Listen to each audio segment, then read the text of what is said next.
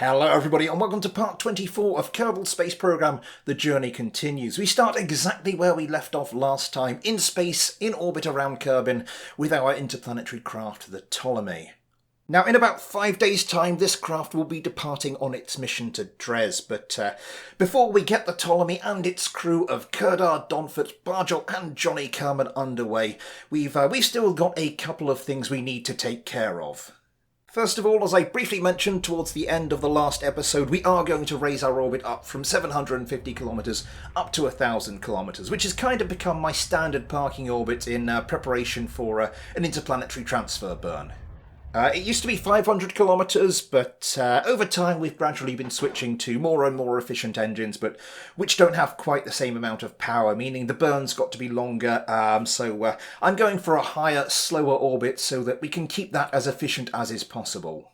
Now, circularising the orbit at Apoapsis is a little bit interesting. I'm using the liquid core nuclear engines at the moment, and those have maximum efficiency at full throttle, and then that falls off quite significantly as the throttle drops. So I'm trying to circularise using only full throttle or no throttle, and yeah, as I said, it's a little tricky, but with that and a little bit of correction from some monopropellant, we manage it in the end.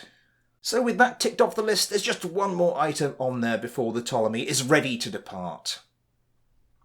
Now, as my regular viewers, or indeed anyone who watched the last episode will know, I like to get my interplanetary craft up to their parking orbit, ready to make their burn, and then send up a little refuelling mission just to top up the tanks, just to make sure we have as much Delta V as is possible, make sure we're not caught short, and if nothing else, it just gives us a little bit of extra flexibility on our transfer burn back from the destination in question.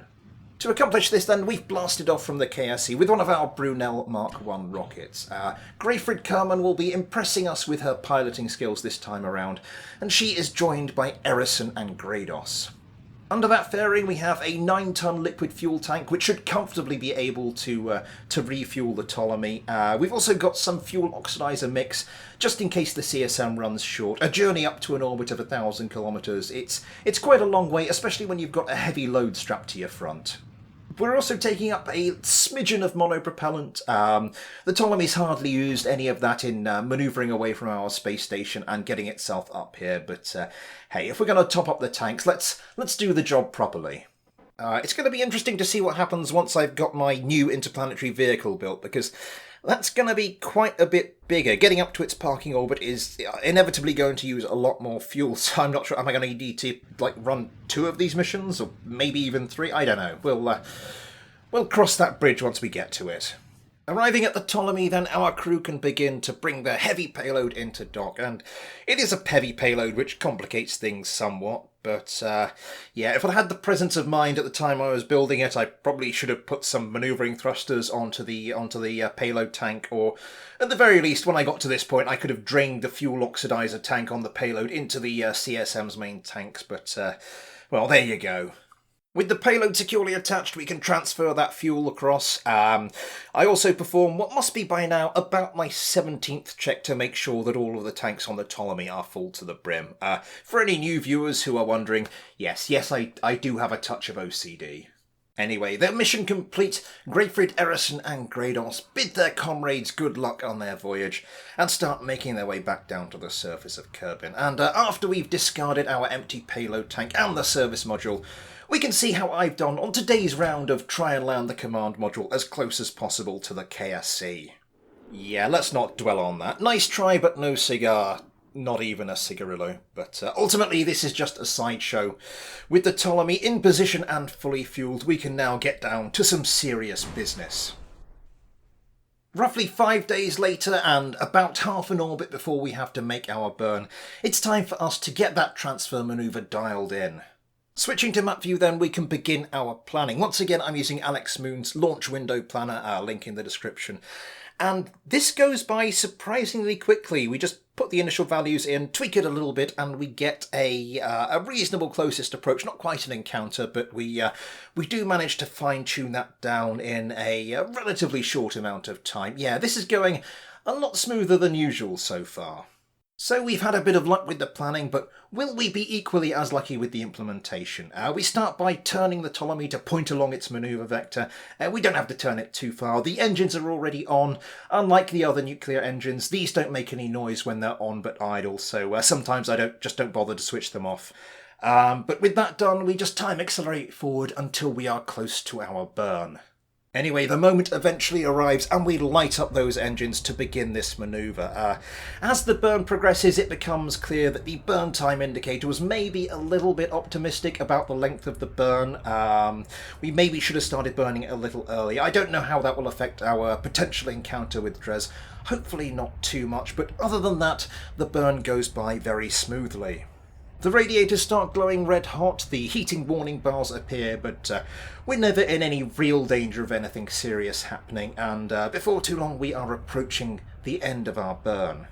Now, as I did with the Galileo, I switched to the map view early before we finished our burn, just in case by stopping early or by burning a little longer we can get a better encounter, but no, it becomes apparent that we're just not going to get an encounter from this burn. We will need to perform a correction manoeuvre. We get that manoeuvre planned. It's the best part of 200 meters per second of delta V. The original burn came in under budget, but unfortunately this correction manoeuvre blows those savings out of the water, but we still got plenty of delta V on this mission to play with. With all of that said and done, then the Ptolemy is finally on its way to Dres. We will probably have to fine-tune its approach as we get closer to the planet, but at least we've got the hard part out of the way, and now it's time for us to shift our focus back to Kerbin, because we've got plenty to be getting on with in the meantime. Next up then, we find ourselves on the KSC runway, launching our Kestrel space plane, performing a mission I've been meaning to do for quite a while now, and that's a crew change of the space station. Kerman is in command for this one, and he is the only Kerbal who will be with us for both legs of this journey. The new crew for the Socrates is aboard, and that consists of Grayfrid, Erison, Grados, and our brand new scientist, Alkin Kerman. Now, it's been a long time since I've done a crew change, at least in game time, but that's not the main reason I'm doing it. The current crew of the Galileo are just coming back from their second interplanetary mission. The current crew of the Ptolemy are just leaving on their second interplanetary mission, so I wanted to give some other Kerbals a chance. So the crew I will be bringing back from the space station will be the crew that I will be sending to Eve on our brand new interplanetary vehicle. Well, I say that, but it's not going to be exactly the same crew. The crew we're bringing back from the space station will have one pilot and two scientists, and the crew of the new interplanetary vehicle will contain two pilots and one scientist, but that's sort of by the by. Anyway, our ascent to the space station goes by smoothly. We initially reached orbit with about 2,300 meters per second of delta V to spare, which is par for the course. As I've mentioned on numerous occasions, we will need to upgrade this craft, this Kestrel spaceplane, if we are to have any chance of putting a significant payload into orbit. But for the time being, for the tasks we need it to undertake right now, it is performing admirably. Arriving at the space station then, Kerman brings the Kestrel into dock. Its manoeuvrability severely testing the aforementioned if it ain't broke, don't fix it philosophy, but eventually we do get it docked, and now it is time to transfer the crew across. There's a moment of confusion as I accidentally transfer one of our scientists, Grados, into the cupola module instead of Grayfrid, but we get that all resolved, and finally the new crew is aboard the space station and the old crew is safely aboard the spaceplane. The business end of the mission completed then, it is time for Kerman to ferry his space-weary colleagues back down to the KSC. Sadly, things don't go quite as smoothly on the way down as they did on the way up. First of all, as we're getting close to the KSC, we lose a little bit of control. Not totally, we don't flip out or anything, but things certainly look quite hairy for a moment. Secondly, this is the ropiest landing I have managed in a very long time. As we're coming down on our first try, we bounce quite badly. We do get ourselves firmly down on the runway at the second time of asking, but then we run out of runway, so yeah, I think it's best we just move on. Next up then, it is a welcome return of the ridiculous fairing. Well, I don't know how welcome it is, and this is a particularly stupid example, but, well, The Galileo gets back to Kerbin in about 30 days, so that gives us a window of opportunity in which to construct our new spacecraft before the Galileo arrives and the frame rate around the space station goes to hell. There's no time to waste then, so we have blasted off from the KSC with one of our Brunel Mark 1 rockets. Corkin Kerman is in command for the second mission in a row, and he is joined by Gwenby and Dottie, who are straight back on the job after their return from the space station. Underneath that fairing are the first parts for our new craft, the command and habitation modules, along with a node to dock them all to. As with our construction of the space station, the Socrates, I'm using some of the near-future construction parts, which is one of the main mods for this series, so hence the quite strange-looking fairing on this particular launch. Designing this new craft was a tricky one. I'm not sure what exactly I'm going to need it to do in the long term, so I just tried to design it to have as much flexibility as is possible. I know that in the short term I'm going to need it to go to Eve, which isn't that heavy on the Delta V requirements, but it will need to be able to carry a vehicle that can get down to Eve and get back into orbit again, which, as any experienced player of KSP will know, is something of a tall order. Arriving at the space station, we're pretty well positioned to start manoeuvring this thing into place. We're going to be constructing this off of the lower docking arm on the Socrates. I had originally planned to build a third docking arm just for the construction and parking of the new interplanetary vehicle, but then I realised how much of a frame rate crash the whole thing is being, so I've decided to try and keep a lid on that sort of thing as much as is possible. With the main part docked, it's time to start repositioning these habitation modules, and this is where the real fun begins. I'm going to reposition these sort of dorsally and ventrally on the craft, just so I don't make the craft too long, which could hinder its ability to actually turn, which is one of the main problems with the interplanetary craft we've got at the moment. Docking the top one goes okay, although it's a bit of a tight squeeze. When I come to do the lower one, though, it becomes apparent that I'm not going to be able to do it without crashing into the space station's radiators. So, yeah, I should have thought this one through a bit more. Fortunately, there is a solution, less than ideal though it is. We undock the CSM from the habitation module and the little adapter we're using to manoeuvre it, and then we call one of our space tugs into action. Now, the space tug is short enough that we can easily get this habitation module into that little gap and get it docked. From here, we're going to need to relocate that adapter so that the CSM can pick it up and take it back down into the atmosphere to burn up. So we relocate that to a handy large docking port, and then we reposition our tug back in its usual home. It's a pretty short manoeuvre for our CSM to grab that docking adapter. We're not hanging around, we're just going to grab it and go. We get a bit of clearance between ourselves and the space station, and we start to lower our orbit, ready for our deorbit manoeuvres. Having discarded the various bits of junk to burn up, as I mentioned, we make our way into the atmosphere, ready to see how I've done this time around. It's not really an improvement. Anyway, we've got one more thing we need to do this episode, so let's get cracking with that. Our final mission of today is a bit more routine, so we'll try and get through this a little bit quicker. We are blasting off from the KSC with one of our Brunel Mark 2 rockets. Kerbal Kerman is in command. Been a long time since he commanded any of these missions. And he is joined by Jeblorf and Dottie. Underneath that fairing, we have a science and fuel module, pretty similar to the science and fuel modules we have on the Ptolemy and Galileo, only a lot bigger, and we're taking it up fully fueled. We've got that extra lifting capability of the Brunel Mark II. We may as well use it.